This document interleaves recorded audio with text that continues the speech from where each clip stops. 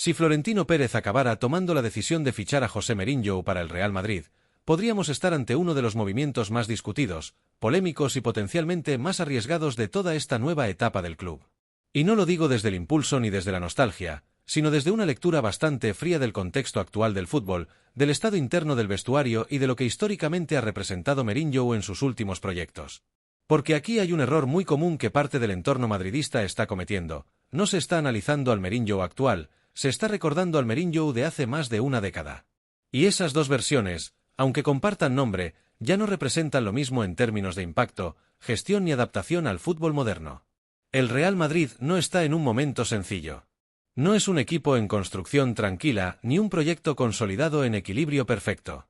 Es un vestuario cargado de expectativas, con estrellas globales que conviven en un ecosistema extremadamente sensible, donde cualquier detalle se amplifica. Mbappé representa liderazgo absoluto desde el primer día, Vinicius ha vivido un crecimiento emocional y deportivo enorme dentro del club, Bellingham ya actúa como un líder pese a su juventud, y todo esto genera un equilibrio muy delicado que puede romperse con facilidad. En ese contexto, la pregunta no es si Mourinho es un buen entrenador. La pregunta es si es el perfil adecuado para este momento concreto del Real Madrid. Y ahí empiezan las dudas. Porque Mourinho nunca ha sido un entrenador neutral. Nunca ha sido un gestor silencioso. Nunca ha sido un técnico de estabilidad emocional prolongada. Su identidad futbolística y humana se ha construido alrededor de la intensidad, del conflicto, de la presión constante, de la creación de un entorno donde el nosotros contra el mundo es el motor principal del rendimiento. Y eso, en determinados equipos y momentos históricos, ha sido una herramienta extraordinariamente eficaz. Pero también ha tenido un coste muy alto en términos de desgaste interno, de duración de proyectos y de relaciones con vestuarios de élite.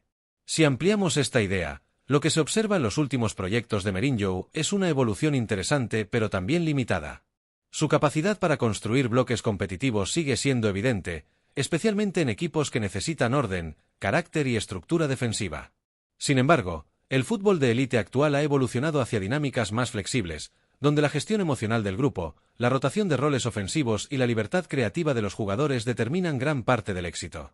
El Real Madrid de hoy no es un equipo que necesite únicamente disciplina táctica. Es un equipo que ya tiene talento de sobra, jerarquía individual y capacidad para decidir partidos desde la calidad. Lo que necesita es equilibrio emocional, continuidad en el rendimiento y una estructura que no interfiera en la creatividad de sus principales estrellas. Ahí es donde la figura de Mourinho genera una tensión interesante. Porque su modelo de gestión no se basa tanto en liberar talento como en controlar el entorno. Su forma de proteger a sus equipos históricamente ha sido cerrar filas, polarizar el discurso externo y generar una identidad muy definida, casi militar en términos emocionales. Eso puede funcionar perfectamente en equipos que necesitan reconstruirse desde la base, pero en un vestuario como el del Real Madrid actual puede generar fricción en lugares donde hoy existe sensibilidad, jerarquía compartida y una convivencia entre múltiples líderes. Además, hay otro factor que no se puede ignorar: la relación entre el fútbol moderno y la figura del entrenador ha cambiado profundamente en la última década. Hoy el entrenador no solo es un estratega, sino también un gestor de imagen, un comunicador constante y un mediador entre egos de altísimo nivel mediático. Cada decisión se amplifica en redes sociales, cada conflicto se convierte en narrativa global, y cada gesto es interpretado en múltiples direcciones. Mourinho, en su versión más reciente, ha demostrado que sigue siendo un maestro del control mediático, pero también que ese mismo control a veces deriva en desgaste, en confrontación prolongada y en una narrativa que puede acabar absorbiendo al propio proyecto deportivo. El Real Madrid, por su parte, ha intentado en los últimos años caminar hacia un modelo más estable, donde el foco esté en la evolución del equipo y no en el ruido externo. La llegada de figuras como Ancelotti reforzó precisamente esa idea: gestión emocional por encima del conflicto, equilibrio por encima de la tensión constante, y un vestuario donde las estrellas conviven sin necesidad de jerarquías rígidas impuestas desde la confrontación. Por eso, pensar en un regreso de Mourinho no es solo una cuestión deportiva. Es una cuestión estructural. Implica decidir qué tipo de identidad quiere tener el Real Madrid en los próximos años: un equipo que prioriza la estabilidad o un equipo que asume la tensión como parte del proceso competitivo. Y aquí es donde el análisis se vuelve más profundo, porque Mourinho no es simplemente un entrenador con un estilo. Es un generador de ciclos muy definidos, impacto inicial muy alto, transformación inmediata del equipo, mejora competitiva a corto plazo, pero con una tendencia histórica al desgaste progresivo cuando el mensaje deja de ser nuevo o pierde su efecto emocional.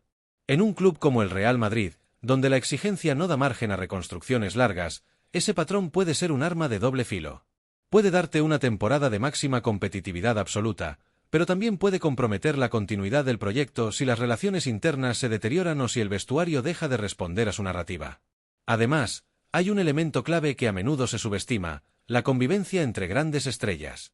Hoy el Real Madrid no depende de un solo líder, sino de varios focos de liderazgo simultáneos. Mbappé no es solo un delantero estrella, es una figura global. Bellingham no es solo un centrocampista, es un símbolo de nueva generación. Vinicius no es solo un extremo, es un jugador que ha construido su propia narrativa de resiliencia dentro del club. Gestionar ese ecosistema requiere un tipo de entrenador que no solo imponga, sino que module. Que no solo dirija, sino que integre. Que no solo proteja al grupo del exterior, sino que también cuide las dinámicas internas entre figuras que, inevitablemente, compiten también por protagonismo. En ese sentido, la gran pregunta que queda sobre la mesa es si Mourinho, en su versión actual, está más cerca de ese perfil o si sigue siendo un entrenador diseñado para otra época del fútbol. Porque si algo ha demostrado el Real Madrid en los últimos años es que su éxito no depende únicamente del talento o de la táctica, sino de la capacidad de mantener un equilibrio interno en un entorno de presión constante. Y ese equilibrio es, probablemente, el recurso más valioso y más frágil que tiene el club en este momento. Por eso, más allá del nombre, más allá de la historia y más allá del impacto mediático que supondría su regreso, la decisión de fichar a Mourinho tendría que responder a una sola pregunta esencial: ¿está este Real Madrid preparado para volver a vivir bajo un modelo basado en la tensión como motor principal del rendimiento? Y la respuesta a esa pregunta, hoy por hoy, no es nada evidente.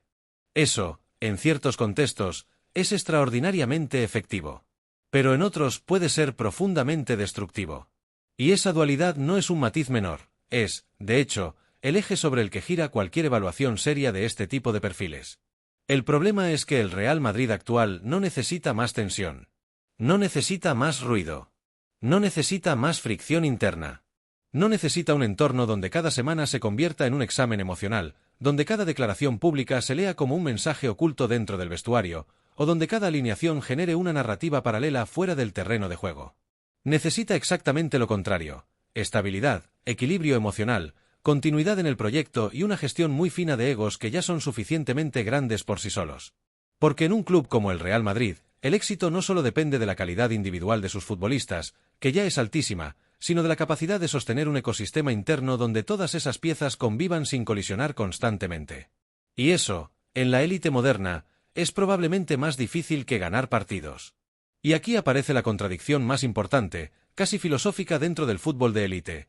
¿Qué ocurre cuando un vestuario lleno de egos se pone en manos de un entrenador cuyo estilo también se basa en un ego muy marcado, en el control absoluto del entorno y en la construcción de una narrativa centrada en su propia figura como eje del proyecto? Porque Mourinho no es un entrenador que delegue poder emocional en sus jugadores. No es un técnico que reparta liderazgo de forma horizontal, ni que apueste por una estructura difusa donde el vestuario se autorregule. Su modelo histórico se ha basado en otra cosa: la jerarquía clara, el liderazgo vertical y la construcción de un nosotros contra el mundo en el que él mismo actúa como núcleo emocional, protector y a la vez, generador de tensión competitiva. Necesita ser el centro de gravedad del proyecto. El punto de referencia absoluto. El líder que marca el relato dentro y fuera del campo. El que condiciona el discurso mediático, el que absorbe la presión externa y el que, en muchos casos, la redistribuye internamente hacia el vestuario para mantener un estado de alerta permanente. Ese tipo de gestión puede ser extremadamente potente en escenarios concretos, sobre todo cuando un equipo necesita un choque psicológico para romper inercias o para elevar su competitividad inmediata. Hace 15 años, ese modelo podía encajar perfectamente en un Real Madrid que buscaba precisamente eso: carácter, identidad, agresividad competitiva frente a un Barcelona que dominaba Europa desde una superioridad futbolística y estética muy marcada. En aquel contexto, la confrontación constante no era un problema, sino una herramienta. La tensión era combustible. El conflicto era parte del sistema. Y el entrenador era, en cierto modo, un generador constante de energía competitiva.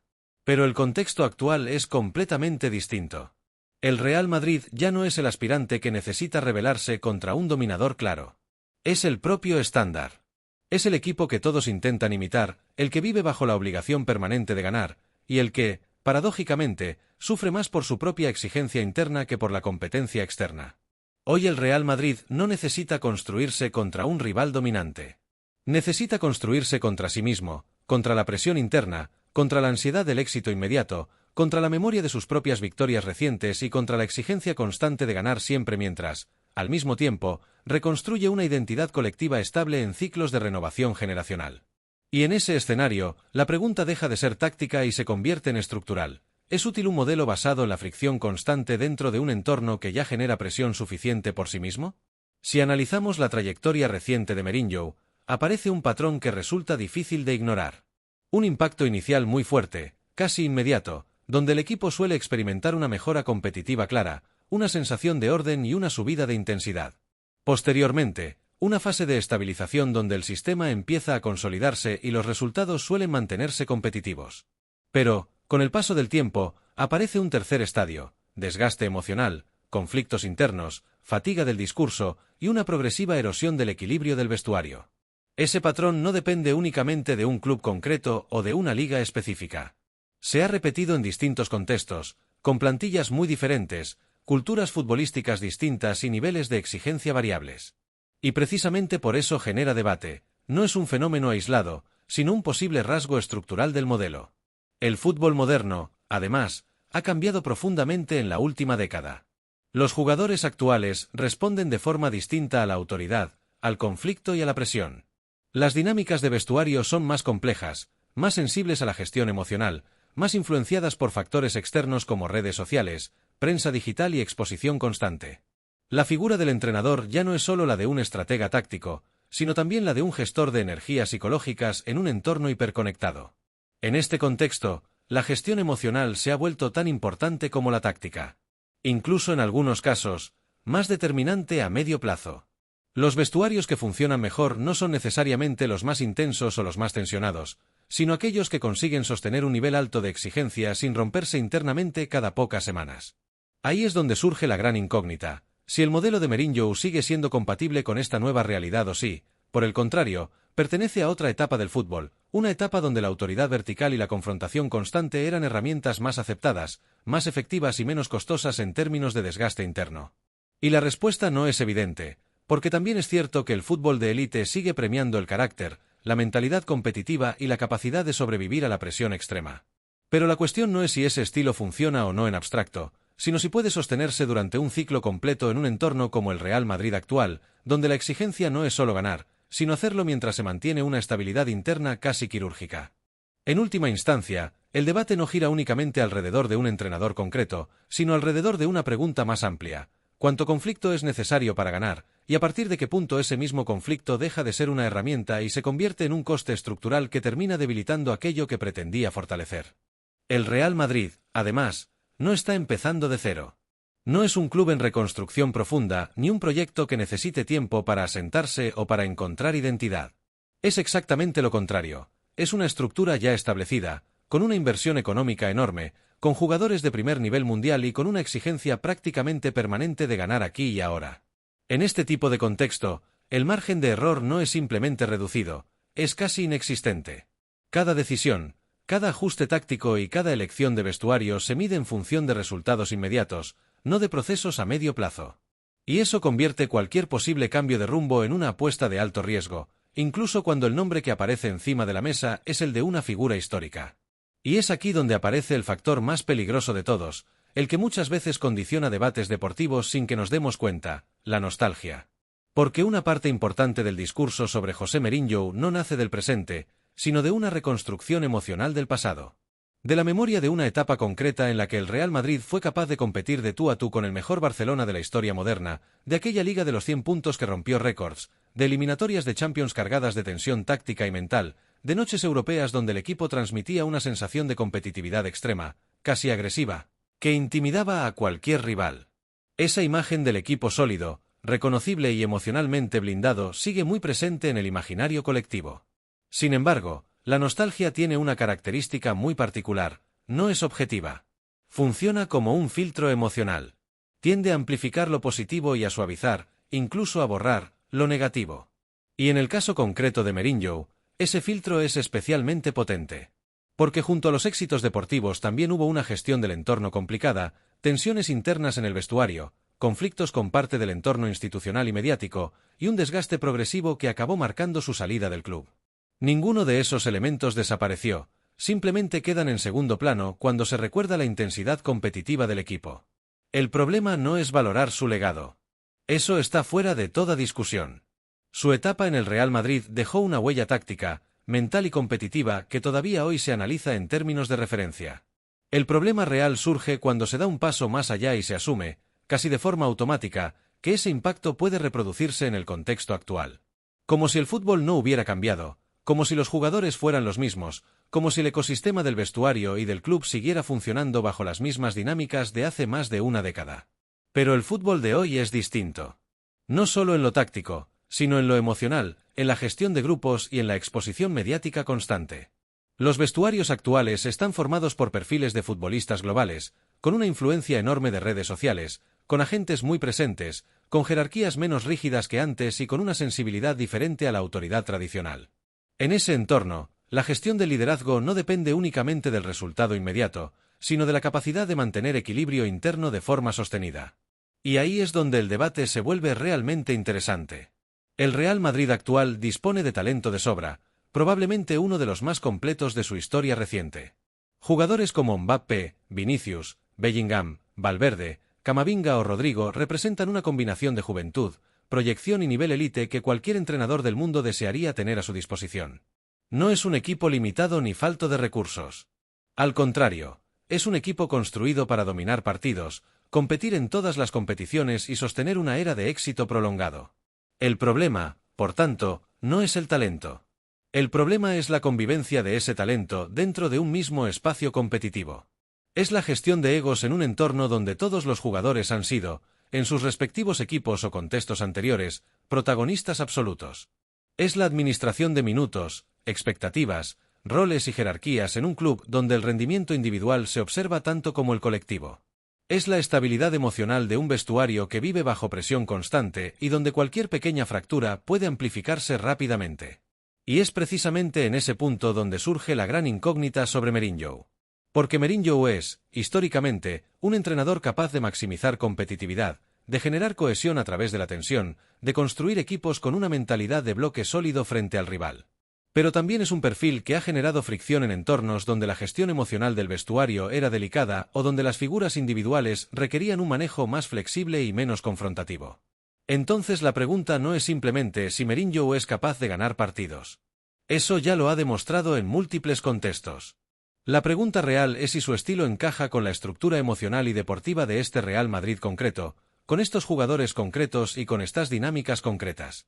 Porque también existe otra posibilidad que no se suele analizar con suficiente profundidad, que el tipo de liderazgo que funcionó en una etapa anterior no solo no sea igual de efectivo ahora, sino que incluso pueda generar el efecto contrario. Es decir, que lo que antes unificaba bajo presión, hoy pueda fragmentar si no se adapta al nuevo contexto. Y ahí aparece el dilema final, el más incómodo de todos. Quizá el verdadero debate no debería centrarse en si José Mourinho puede volver al Real Madrid como entrenador. Tal vez la pregunta relevante sea otra mucho más compleja y menos emocional. Si el Real Madrid actual necesita realmente un perfil como el de Mourinho para dar el siguiente paso competitivo, o si ese modelo pertenece ya a una etapa anterior del fútbol del club. Porque una cosa es la admiración por un pasado exitoso, y otra muy distinta es trasladar ese pasado al presente como si el contexto fuera el mismo. Y esa respuesta, hoy, sigue sin ser nada evidente.